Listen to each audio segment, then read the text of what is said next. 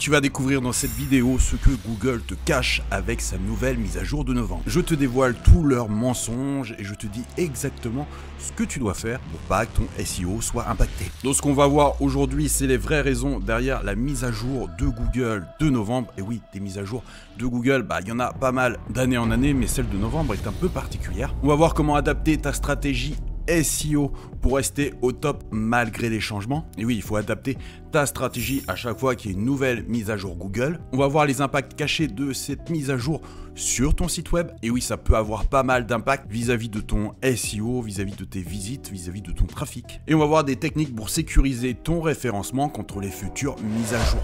Je vais te donner des techniques très précises pour t'aider à rester en première place de Google. Alors la date d'annonce a été le 11 novembre 2024. Google a annoncé la nouvelle Google Core Update. Attention si tu n'es pas impacté directement parce que ça peut prendre jusqu'à 2 semaines pour qu'elle soit entièrement déployée partout dans le monde. Alors selon les dires de Google, l'approche globale, c'est que les mises à jour ciblent l'ensemble de ton site web plutôt qu'une page spécifique. Et que le contenu généré par l'IA risque d'être encore sanctionné. Alors bien sûr, il y a des fluctuations de trafic, tu vas avoir des grands gagnants et des grands perdants. Donc là, j'ai pris des sites anglais pour pas être emmerdé. Des sites comme TechRadar ont vu une augmentation, HouseFresh ont vu une diminution. Et tu peux le voir avec des outils comme SEMrush par exemple ou la Google Search Console, l'évolution du trafic. Et là, tu peux voir une baisse totale du trafic au fil des mises à jour. Donc voilà, je t'ai mis un exemple de site affecté par la plupart des mises à jour, tu pourras vérifier par toi-même. Voici les tendances majeures du moment, donc les petits sites contre les grandes marques. Donc les grandes marques contribueront probablement à dominer, tandis que les petits sites pourraient rencontrer davantage de difficultés. Et oui, quand tu es un petit site, tu as forcément plus de difficultés en SEO. Faut pas oublier que si ton site est impacté par une mise à jour, ça peut prendre plusieurs mois pour récupérer tes places, donc il faut vraiment un travail de fond. Surtout si la plupart de tes articles ont été générés entièrement avec l'IA, avec un prompt complètement basique. Et il est parfois préférable de reconstruire complètement un nouveau site plutôt que d'essayer de restaurer un site qui a été complètement impacté et qui est aujourd'hui à zéro trafic. Alors je ne saurais trop te conseiller d'utiliser la Google Search Console pour surveiller les performances avant et après mise à jour une fois qu'elle sera totalement déployée. Donc là, une fois qu'elle est déployée, effectivement, tu analyses les fluctuations et je vais te dire comment faire. Or effectivement, si tu as un peu de budget, tu peux utiliser SEMrush pour évaluer la volatilité et les performances de tes différents mots-clés. Mais tu vois que déjà dans la Google Search Console, qui est un outil complètement gratuit, tu peux voir les impressions et la différence d'impression. Et quand il y a du gros négatif comme ça, tu sais que tu as été impacté. Pour ça, tu vas dans ta Google Search Console, tu vas dans Performance, tu vois, Performance qui est ici. Tu cliques sur les dates qui sont ici, tu fais comparer et tu compares par rapport aux 3 derniers mois par exemple ou les 6 derniers mois et tu fais appliquer. Après, tu vas dans Page qui est ici et tu fais impression différence. Là, je vais recliquer sur impression différence et tu vois que je connais la page qui a perdu un maximum de trafic ici.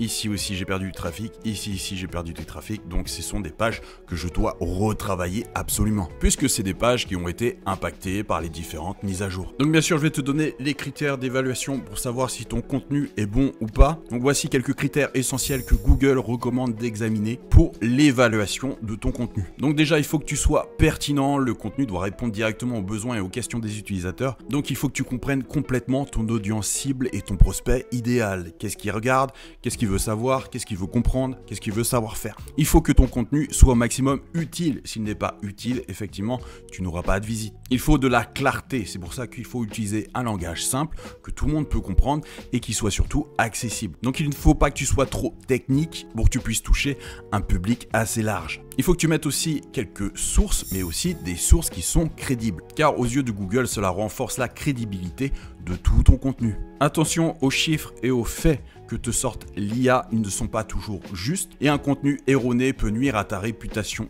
et à ton classement. Et surtout que Google vérifie de plus en plus les chiffres et les faits qui sont sur les sites web. Au niveau de la présentation, il faut qu'il y ait un bon design et une mise en page attrayante. Parce que du coup, ça diminue ton taux de rebond. Car quelqu'un qui arrive sur un site web mal fait où il ne sait pas où cliquer, il se barre très vite. Donc n'hésite pas à utiliser des listes A+, pour vraiment clarifier ton contenu. Des visuels, c'est très important, des infographies. Et j'apprends notamment à mes élèves à faire des infographies très facilement en quelques secondes. Donc des graphiques, des des images et tout ça, tu le sais très bien, une image parle plus que des mots. On est tous des grands enfants et on aime bien voir des images. Oublie pas les balises alt donc dans tes images pour qu'il y ait le mot-clé contenu dans tes balises. Et je vais te montrer un site très facile pour voir la clarté de ton contenu, c'est Hemingway. Car Hemingway va directement te souligner les phrases un peu trop complexes. Donc tu as deux couleurs, tu as du rouge où là il faut vraiment faire une modification et tu as du jaune où la modification n'est pas forcément nécessaire mais elle est conseillée. Et tu vois que quand on arrive sur Hemingway, donc quand j'ai copié-collé par exemple un article sur le CBD, et là j'ai vraiment cette phrase qui sont vraiment trop difficiles à lire, donc qui sont en rouge et que je dois absolument changer, notamment les raccourcissant en utilisant des mots moins compliqués. Le but est ici d'avoir un indice de lecture qui soit vraiment amélioré. Et vraiment il faut que tu sois conscient d'une baisse de trafic, car il faut que tu ajustes justement ton SEO par rapport aux attentes. Les sites qui mettent vraiment trop de temps à s'ajuster aux mises à jour, il y en a beaucoup qui n'arrivent pas à revenir sur leur niveau de trafic d'avant et c'est quand même dommage. Et justement pour tout ce qui est e-commerce, Google ajuste ses priorités pour favoriser les sites d'e-commerce durant cette période de l'année en raison de l'intention d'achat accrue des consommateurs. Et c'est vrai qu'aujourd'hui, si tu veux faire du Google Ads par exemple ou du Meta Ads, les prix vont être beaucoup plus élevés en période de Black Friday. Et c'est pour ça que si tu fais des ads, je te conseille de faire la pensée inversée, c'est-à-dire de faire l'inverse de la masse. Car faire l'inverse de la masse marche dans de nombreux domaines, donc que ça soit les bitcoins, que ça soit les marchés boursiers ou que ça soit sur les routes si tu veux éviter les bouchons. Tu fais l'inverse de ce que font les autres, tu prends une route que personne ne prend et comme ça tu es sûr d'arriver à l'heure. Même chose sur les marchés boursiers, c'est souvent ceux qui prennent une action complètement délaissée qui en tirent le meilleur prix et qui ont eu le nez fin car cette action a doublé, triplé, voire fait x10. Mais ça demande bien entendu un gros travail d'analyse. Donc voici les périodes optimales pour des publicités moins chères, donc ça va être le début d'année, janvier, février, c'est généralement là où les coûts sont les plus bas car tout le monde a dépensé en décembre. Donc ça diminue forcément la concurrence et qui dit moins de concurrence dit des prix moins élevés. Ensuite on va avoir le milieu d'été car très peu de personnes dépensent en pub et donc du coup il y a des occasions en or. Les mois de juin et de juillet, donc en dehors des périodes de vacances scolaires, peuvent offrir des opportunités de publicité à moindre coût. Donc ceux qui sont intelligents l'ont bien compris. L'activité commerciale ralentit souvent pendant cette période, ce qui se traduit par une baisse de la demande publicitaire et donc tu as des coûts et des frais beaucoup moins élevés.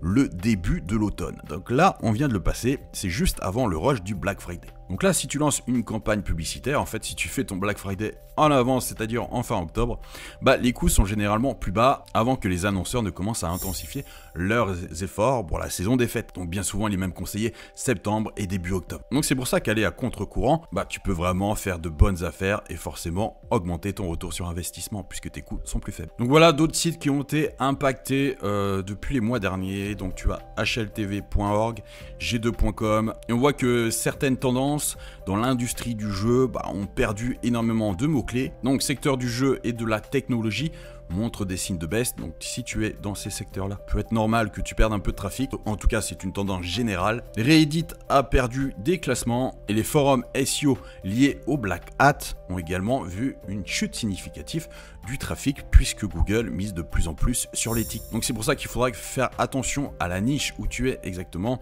et avoir une éthique impeccable car Google va de plus en plus sanctionner les sites qui ont des pratiques un peu sombres. Maintenant, je vais te parler des sites e-commerce et comment ils sont impactés par la Google Core Update. Donc il faudra vérifier tout ce qui est problèmes techniques qui entraînent un fort taux de rebond, notamment que tes pages se chargent très rapidement. Évite surtout le contenu dupliqué. Les sites e-commerce bien souvent gagnent du temps en copiant-collant les spécifications, les spécificités d'un produit, mais tu as donc des descriptions de produits identiques à celles d'autres sites et donc c'est du duplicate content pour Google et tu te fais pénaliser. Après tu as une extension qui est bien pratique, c'est SEO Search Simulator qui va te permettre de voir les résultats des SERP sur certains pays. Donc tu vois que là par exemple tu as l'Angleterre, United Kingdom et en fait tu peux voir très facilement qui se classe premier et là tu peux récupérer certaines descriptions en les changeant un peu pour pas qu'il y ait des petits malins qui aient fait comme toi. Mais en tout cas tu évites le duplicate content car tu prends des descriptions qui sont dans une autre langue. Donc j'ai pris l'anglais, ça peut être très bien le japonais, le russe ou autre chose. Et tu vois que le Search Simulator qui est ici a une version gratuite. Donc si je cherche par exemple CBD Flowers, hop, on va chercher United Kingdom en anglais, hop. Et voilà, tu peux savoir très facilement qui arrive premier sur certaines recherches. Et grâce à des scripts, tu peux savoir leur title, leur description et pourquoi pas traduire pour ton propre site. Donc je rappelle que Nightwatch est complètement gratuit. La plupart des sites qui donnent de l'information ont souvent un classement qui s'améliore au fil des Google Core Update, mais tu peux être quand même impacté et donc il faut que tu prennes des mesures et donc un plan d'action pour améliorer ton classement. Et il ne faut pas que tu oublies non plus l'importance des liens internes et des liens externes qui doivent être de qualité. Après, tu as un outil qui est aussi gratuit et qui est pas mal, c'est OpenSEO Stat, qui te permet de savoir vis-à-vis d'une page si elle est indexée sur la plupart des moteurs de recherche comme Bing par exemple. Donc là, si je reste sur ce site-là et que je fais OpenSEO Stat, donc tu vois qu'il me donne des métriques pour savoir sur ce site web. Alors tu peux le faire sur le tien, c'est ça qui est intéressant, de savoir combien de pages sont indexées, notamment sur Google et sur Bing et sur AOL. Donc tu peux regarder sur les principaux moteurs de recherche si ton site est indexé ou non. Donc ce qui est pas mal aussi sur cette extension, c'est qu'il te donne tous les mots en gras. Donc ça te permet de savoir quels sont les mots importants. Tu as aussi toutes les balises alt des images. Tu peux avoir pendant 7 jours gratuitement tous les liens qui pointent vers ce site, ce qui est un plus non négligeable. Donc bien sûr, pour analyser l'impact avec précision, il faut attendre le déploiement complet de la mise à jour. Donc ça prend environ 2 semaines. Une semaine après la fin du déploiement, tu analyses tes données via la Google Search Console en comparant les performances comme je te l'ai montré. Tu identifies précisément quelles pages et quels mots-clés ont été impactés et à toi de les retravailler. Si c'est des baisses légères ou mineures, attends de voir. Concentre-toi sur l'amélioration globale et la qualité de ton site plutôt que sur des ajustements techniques mineurs. Et oui, regarde si tu fais bien une mise en cache pour vraiment accélérer la vitesse de ton site web par exemple. Donc ça touche tout ton site web et pas seulement une seule page. Il te faut vraiment améliorer ton contenu